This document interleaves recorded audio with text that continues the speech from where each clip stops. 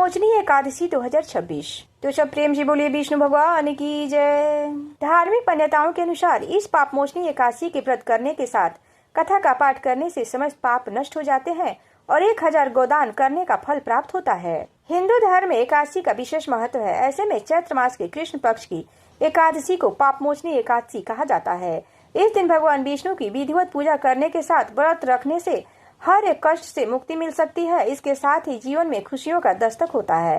पापमोचनी एकादशी पर भगवान की पूजा करने के साथ इस व्रत कथा का पाठ करना चाहिए या फिर सुनना चाहिए। ऐसा करने से कई गुना अधिक पुण्यों की प्राप्ति होती है, साथ ही हमारा व्रत पूर्ण होता है। एकादशी व्रत में कथा के बिना व्रत अधूरा होता है, इसलिए कथा अवश्य श्रवण करनी चाहिए या पढ़नी चाहिए और इसके बाद आरती हमें अवश्य करनी चाहिए, तब जाके हमारा व्रत पूर्ण होता है। इस साल 2026 में पापमोचनी एकादशी का व्रत 15 मार्च 2026 रविवार को रखा जा रहा है। इस दिन से खरमास भी आरंभ हो रहे हैं। वीडियो को पूरा देखें और वीडियो पसंद आए तो चैनल को सब्सक्राइब और वीडियो को लाइक शेयर अवश्य करें, ताकि इस तरह की धार्मिक वीडियो आप सबको समय पर मिलता रहे। पापमोचनी एकादशी व्रत कथा। तो सब प्रेम से बोलिए विष्णु भगवान की जय। पौराणिक कथा के अनुसार अर्जुन ने कहा, हे कमल नयन, ज्यों ज्यों एकादशियों के व्रत की कथाएं सुन रहा हूँ, त्यों त्यों अन्य एकादशियों के व्रत की कथाएं सुनने की मेरी जिज्ञासा बढ़ती जा रही है। हे मधुसूदन, अब आप कृपा कर आप चैत्र माह के कृष्ण पक्ष की एकादशी के विषय में बतलाइए। इस एकादशी का क्या नाम है, इसमें कौन से देवता का पूजन किया जाता है तथा इस व्रत का विधान क्या है। हे श्री कृष्ण, यह सब आप मुझे विस्तार पूर्वक बताने की कृपा करिए। भगवान श्री कृष्ण ने कहा, हे अर्जुन, एक बार यही प्रश्न पृथ्वीपति मान्यधाता ने लोमस ऋषि से किया था। जो कुछ लोमस ऋषि ने राजा मानधाता को बताया था, वही मैं तुमसे कह रहा हूँ। राजा मानधाता ने धर्म के गृहतम रहस्यों के ज्ञाता महर्षि लोमस से कहा, हे मुनि श्रेष्ठ, मनुष्यों के पापों का मोचन किस प्रकार संभव है? कृपा कर कोई ऐसा सरल उपाय बताइए जिससे महज ही पापों से छुटकारा मिल जाए। महर्षि लोमस ने कहा, हे नृपति, चैत्र मास के कृष्ण पक्ष की एकादशी का नाम पापमोचनी एकादशी है। उसके व्रत के प्रभाव से मनुष्यों के अनेक पाप नष्ट हो जाते हैं। मैं तुम्हें इस व्रत का कथा सुनाता हूँ, तुम ध्यान पूर्वक श्रवण करो। प्राचीन समय में चैत्रथ नाम का एक वन था। उसमें अप्सराएं किन्नरों के साथ विहार किया करती थी। वहाँ सदा वसंत का मौसम रहता था, अर्थात उस जगह सदा नाना प्रकार के पुष्प खिले रहते थे। कभी गंधर्व कन्याएं विहार किया करती थी, कभी देवेंद्र अन्य देवताओं के साथ क्रीड़ा किया करते थे। उसी वन में मेधावी नाम के एक ऋषि भी तपस्या में लीन रहते थे। वे परम शिव भक्त थे। एक दिन मजु घोषा नामक एक अप्सरा ने उनको मोहित कर लिया। उनकी निकटता का लाभ उठाने की चेष्टा की, इसलिए वह कुछ दूरी पर बैठ बीना बजाकर मधुर स्वर में गाने लगी। उसी समय शिव भक्त महर्षि मेधावी को कामदेव भी जीतने का प्रयास करने लगे। कामदेव ने उस सुंदर अप्सरा के भ्रू का धनुष बनाया, कटाक्ष को उसकी प्रत्यंचा बनाई और उसके नेत्रों को मजु घोषा अप्सरा का सेनापति बनाया। इस तरह कामदेव अपने शत्रु भक्त को जीतने को तैयार हुआ। उस समय महर्षि मेधावी भी युवावस्था में थे और काफी हष्ट पुष्ट थे। उन्होंने यज्ञोपवीत तथा दंड धारण कर रखा था। वे दूसरे कामदेव के समान प्रतीत हो रहे थे। उस मुनि को देखकर कामदेव के वश में हुई मंजू घोषा ने धीरे धीरे मधुर वाणी से बीना पर गायन शुरू किया, तो महर्षि मेधावी भी मंजू घोषा के मधुर गाने पर तथा उसके सौंदर्य पर मोहित हो गए। वह अप्सरा मेधावी मुनि को कामदेव से पीड़ित जानकर उनसे आलिंगन करने लगी। महर्षि मेधावी उसके सौंदर्य पर मोहित होकर शिव रहस्य को भूल गए और काम के वशीभूत होकर उसके साथ रमन करने लगे। काम के वशीभूत होने के कारण मुनि को उस समय दिन रात तक कुछ भी ज्ञान न रहा और काफी समय तक वे रमन करते रहे। तदुपरांत मजु घोषा उस मुनि से बोली, हे ऋषिवर, अब मुझे बहुत समय हो गया है, अतः स्वर्ग जाने की आज्ञा दीजिए। अप्सरा की बात सुनकर ऋषि ने कहा, हे मोहिनी, संध्या को तो आई हो, प्रातः काल होने पर चली जाना।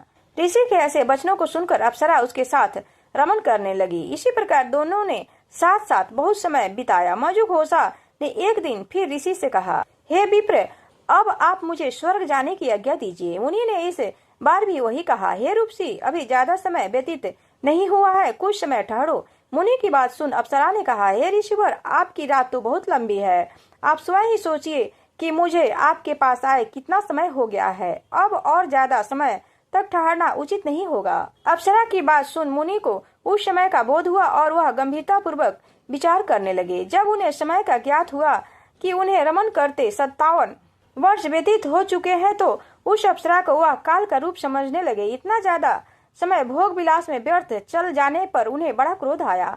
अब वह भयंकर क्रोध में जलते हुए उस तप नाश करने वाली अप्सरा की तरफ भ्रुकुटी तान कर देखने लगे। क्रोध से उनके अधर कांपने लगे और इंद्रियां बेकाबू होने लगी। क्रोध से थर-थर स्वर में मुनि ने उस अप्सरा से कहा, मेरे तप को नष्ट करने वाली दुष्ट, तू महापापनी और बहुत ही दुराचारणी है। तुझ पर धिक्कार है। अब तू मेरे शाप से पिशाचनी बन जा। मुनि के क्रोध युक्त शाप से वह अप्सरा पिशाचनी बन गई। यह देखकर वह व्यधी होकर बोली, हे ऋषिवर, अब मुझ पर क्रोध त्याग कर प्रसन्न हो जाइए और कृपा करके बताइए कि इस श्राप का निवारण किस प्रकार होगा। विद्वानों ने कहा है कि साधुओं की संगत अच्छा फल देने वाला होता है और आपके साथ तो मेरे बहुत वर्ष व्यतीत हुए हैं, अतः अब आप मुझ पर प्रसन्न हो जाइए, अन्यथा लोग कहेंगे कि एक पुण्य आत्मा के साथ रहने पर भी मजुघोषा को पिशाचनी बनना पड़ा। मजुघोषा की बात सुनकर मुनि को अपने क्रोध पर अत्यंत ग्लानि हुई, साथ ही अपनी अपकीर्ति का भय भी हुआ। अतः पिशाचनी बनी मजुघोषा से मुनि ने कहा, तूने मेरा बड़ा बुरा किया है, किंतु फिर भी मैं तुझे क्षमा करता हूँ और तुझे इस श्राप से मुक्ति का उपाय बतलाता हूँ।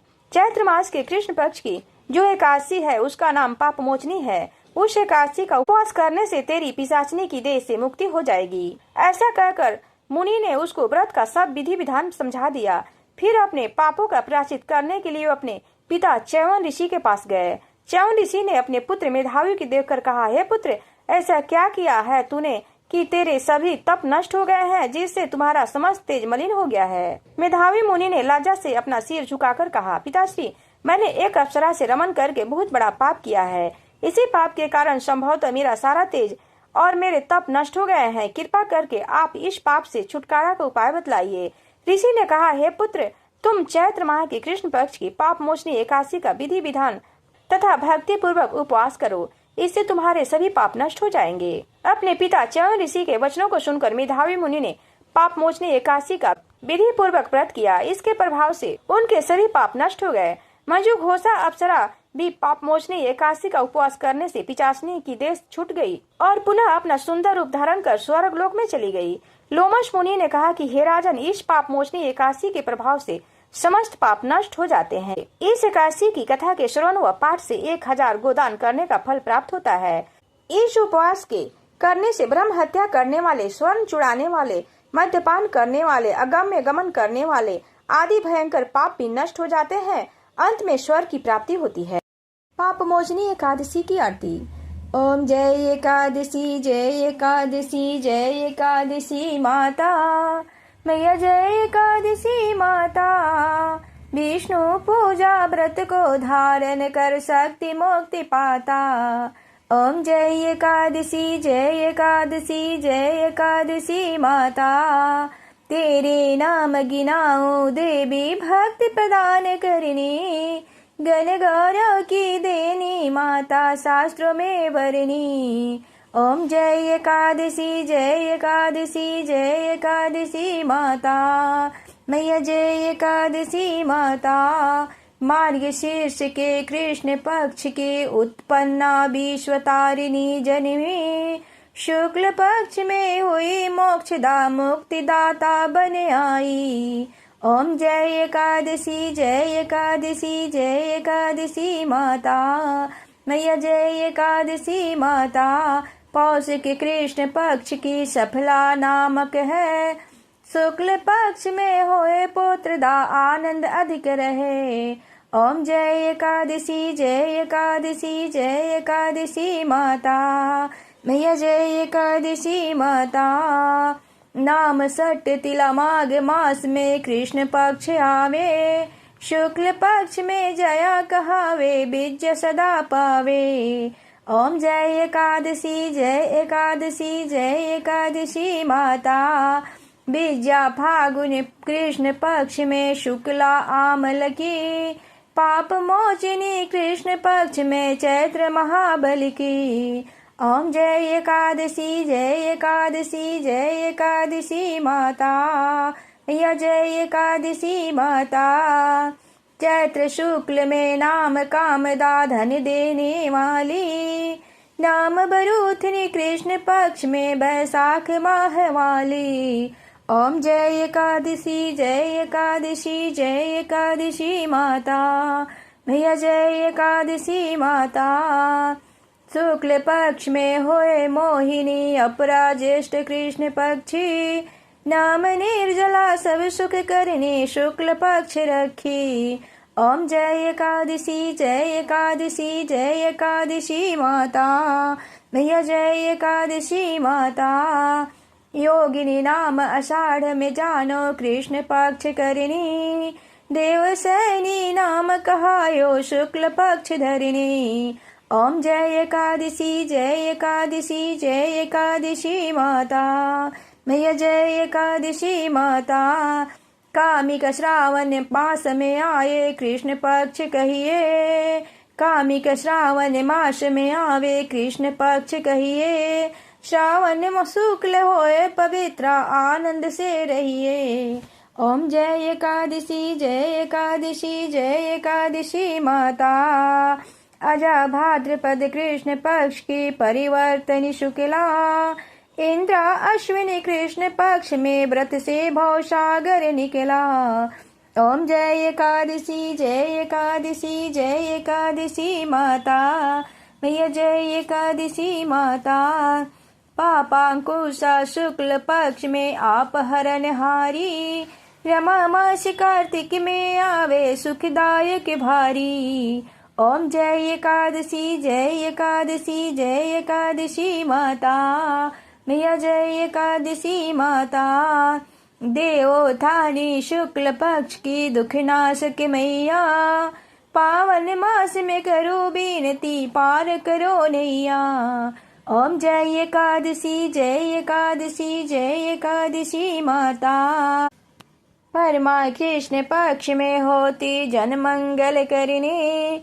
शुक्ल पक्ष में होए पद्मिनी, दुख दारिद्र हरिणी। ओम जय एकादशी जय एकादशी जय एकादशी माता। भैया जय एकादशी माता। जो कोई आरती एकादशी की भक्ति सहित गावे, जन गुर देता स्वर्ग कवासा, निश्चय वह पावे। ओम जय एकादशी माता। जो कोई आरती एकादशी की भक्ति सहित गावे, जन गुरदिता स्वर्ग का वासा, निश्चय वह पावे। ओम जय एकादशी जय एकादशी माता। मैया जय एकादशी माता। सब प्रेम से बोलिए काशी मैया की जय, विष्णु भगवान की जय।